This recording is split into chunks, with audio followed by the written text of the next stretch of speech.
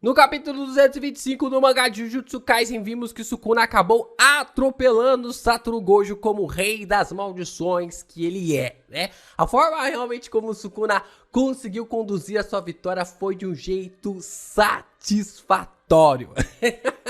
Porque ele cria todo um âmbito, né, juntamente com Satoru Gojo, de uma das situações mais incríveis do mangá de Jujutsu Kaisen, que é toda aquela criação de uma forma empatada dentro da barreira. Mas com uma barreira sem ser fechada, o Sukuna tem os seus privilégios, ele tem ali as suas vantagens. Isso é colocado de uma forma muito, mas muito técnica, muito refinada, para ele conseguir realmente dar aquele golpe final do último capítulo. Mas o que lhe deu essa capacidade de criar uma expansão de domínio sem fechar a barreira?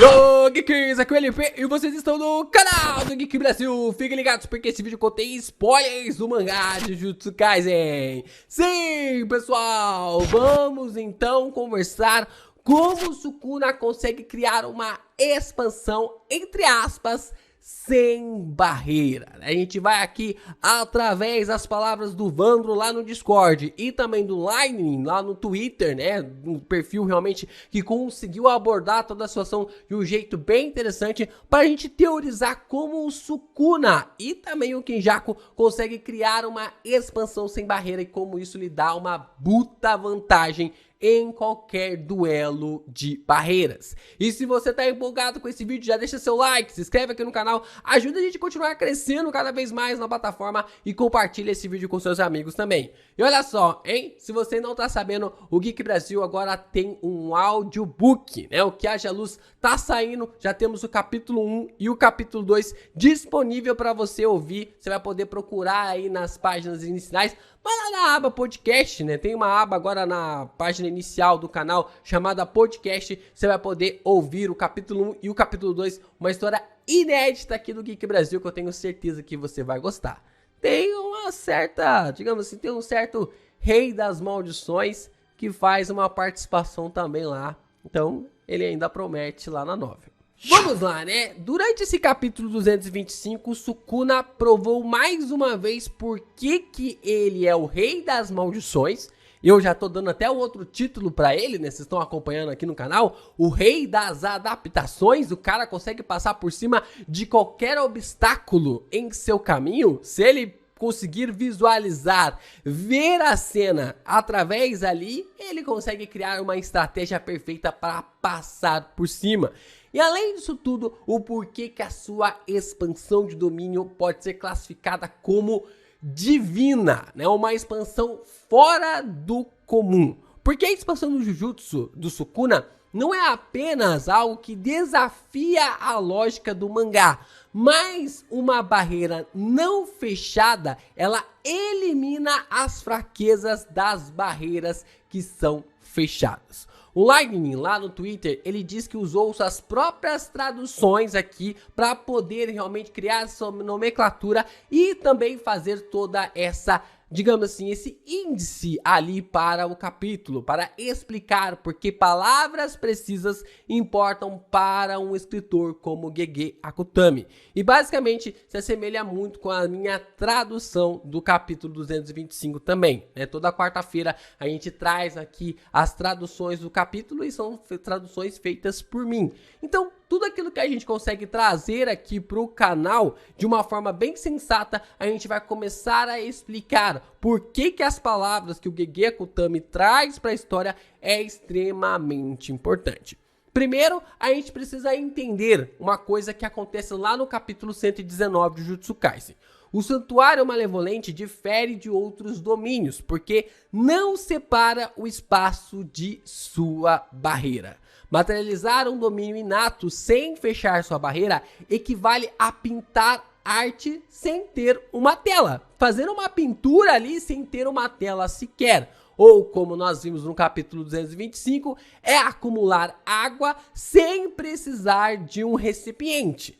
Ou seja, é uma técnica verdadeira divina, Eu tenho aqui minha garrafa d'água, Tá aqui minha garrafa d'água, tá aqui o suporte, o recipiente, a água tá aqui dentro, A água tá aqui dentro. Se eu tirar e jogar a água aqui, a água vai derramar e não vai formar nada, vai evaporar depois de um tempo, eu vou vir com o pano e vou secar. É mais ou menos o que está sendo explicado no capítulo 225. O que o Sukuna faz é pegar essa água e conseguir pegar ela ali e formar, Vai ficar aqui parado, ao invés de eu usar a garrafa para beber, eu vou pegar a água e vou beber apenas.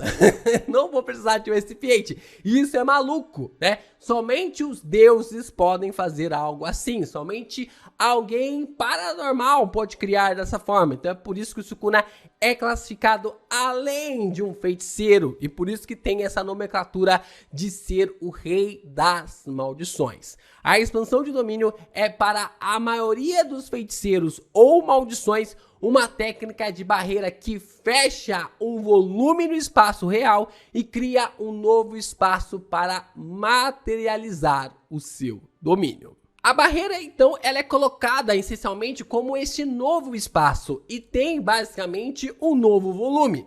A técnica amaldiçoada, também imbuído dentro da barreira, é o que dá origem ao acerto garantido, da forma como a gente consegue observar ali na própria posição, O feiticeiro, ele cria esse espaço, Ele acaba criando essa nova dimensão, quase como se fosse uma nova dimensão ali dentro da barreira, e ele acaba utilizando ali a sua técnica como uma garantia de que vai ter o acerto garantido.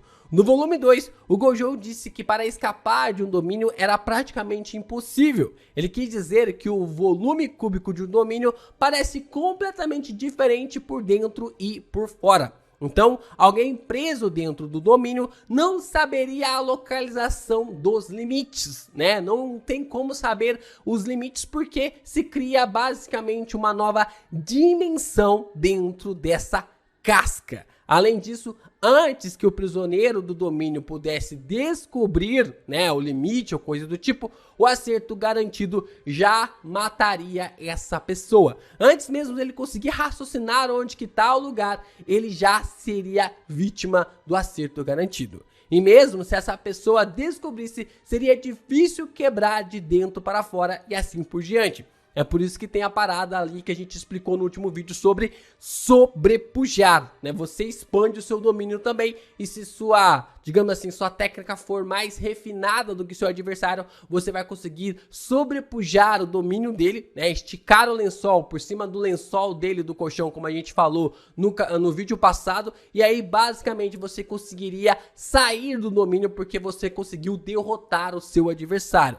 Só que o Fushiguro, ele criou realmente uma coisa diferente, Lá em Shibuya, o Fushiguro, ele consegue invadir o domínio, Da forma como é colocado contra os adversários, e ele tocou no limite quando passou. Então eles puderam experimentar esse plano porque o Megumi conseguiu achar o lugar exato de fora para dentro. No entanto, o domínio do Sukuna não tem essa separação, ou ele não se fecha de seus arredores. Ele pode materializar um domínio diretamente no espaço barreira existente ao seu redor.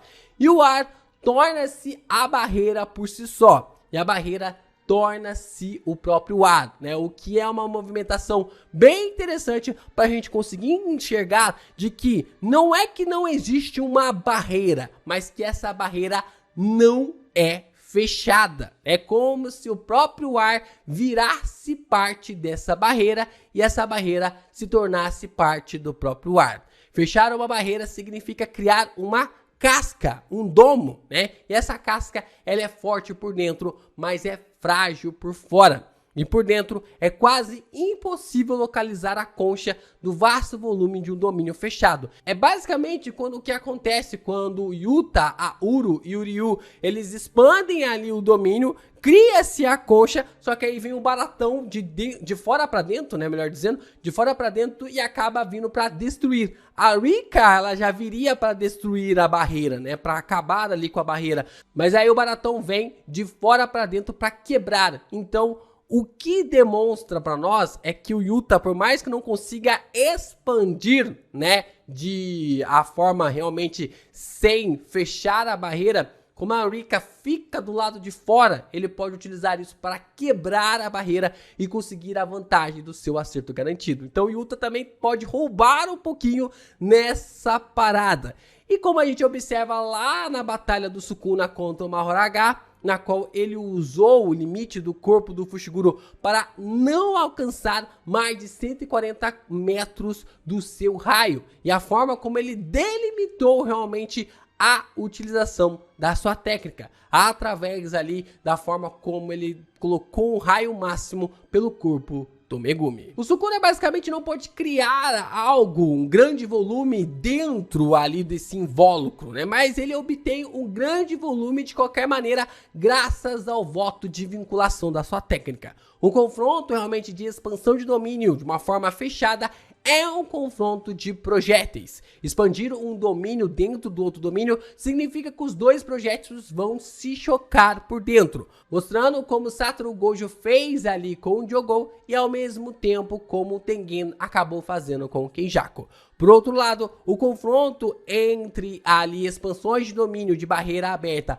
versus uma barreira que ela é fechada é um jogo de dois estágios. Dentro da barreira de Gojo, eles estão se opondo perfeitamente. Os comandos de acertos garantidos dos dois acabam se sobrepondo e se anulam, né? Basicamente ali, se você quiser somar e subtrair com 1 mais menos 1, você vai ter ali uma subtração que vai dar 0, né? Então basicamente essa soma se anula. Isso é uma batalha onde ambos expandem seus domínios juntos. Fora da barreira de Gojo, ou o espaço real, está o domínio inato do Sukuna e a concha de domínio do Gojo. Infelizmente ou felizmente, essa concha se torna um objeto baseado em energia amaldiçoada e esperando para ser removida. Não há confronto, apenas uma derrota unilateral de um projétil fraco contra ataques externos. Infelizmente para os fãs do Gojo, infelizmente para os fãs do Sukuna. Porque isso dá uma puta vantagem graças ao ponto de que o personagem conseguiu refinar a sua técnica de uma forma magistral. E aí que se encaixa realmente essa diferença entre o domínio de barreira aberta e o domínio de barreira fechada. E como essa diferença está classificada entre o céu e a terra. Uma barreira aberta descarta o projétil completamente, enquanto ainda tem volume suficiente para o seu golpe certeiro. Ele mantém as vantagens de uma barreira fechada, enquanto se livra das suas fraquezas gritantes, né? Ou seja, ele não depende de ninguém para lhe ajudar fora da barreira. Se ele conseguir realmente criar um espaço na qual ele possa se garantir dentro da barreira, fora da barreira, ele tem toda a vantagem do mundo. Mas então, como Sukuna e Kenjaku conseguem fazer isso? Como que eles conseguem fazer o impossível tornar-se possível? Como que eles se tornaram ali deuses do mundo Jujutsu? O método de expandir ali um domínio sem fechar sua barreira ainda permanece um mistério, ainda permanece ali um grande segredo, pelo menos por enquanto. Mas eu acredito que a construção sempre esteve presente no centro, né, na criação da expansão, tanto do Kenjaku quanto também ali para o Sukuna. Tanto ali para a forma como eles constroem as suas expansões, quanto também a gente pode ver as suas derivações para desempenhar um papel em cima disso. Repare como a expansão do Sukuna e do Kenjaku tem algo em comum.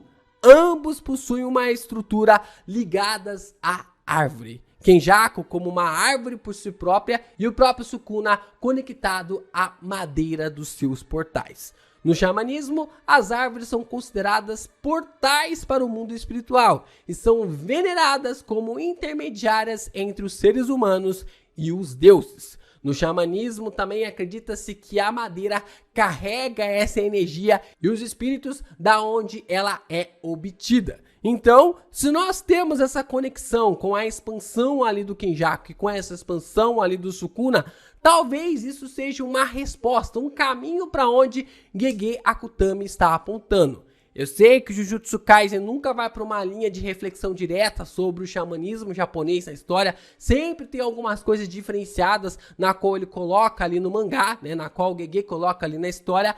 Mas isso me levou a pensar. Se as árvores e a madeira são seres vivos que carregam essa energia por aí no mundo, no xamanismo, em Jujutsu Kaisen, será que é essa forma que Sukuna e o Kenjaku os utilizam ali para emular suas telas para poderem pintar? Não quer dizer que especificamente eles pintam nos céus ou coisa do tipo e que o ar possa realmente se tornar parte ali das suas barreiras, mas é que a sensação que passa é que os usuários, tanto ali para o Sukuna quanto também o Kenjaku, podem estar pintando ali em algo emulado, sem a necessidade de fechar a barreira.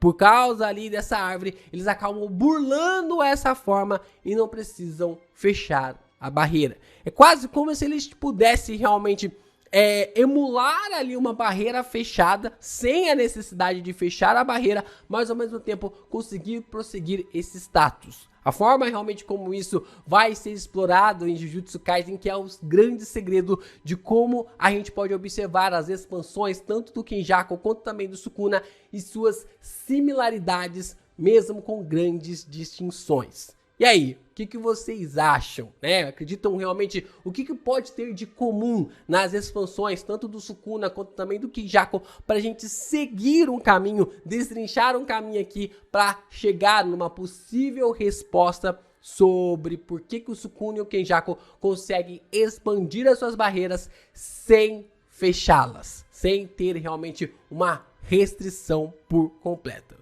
Seja o que for, eu estou ansioso por essa revelação. Sem dúvida, expandir sem fechar a barreira é uma técnica verdadeira, divina, o que faz o nosso rei das maldições estar realmente em outro nível.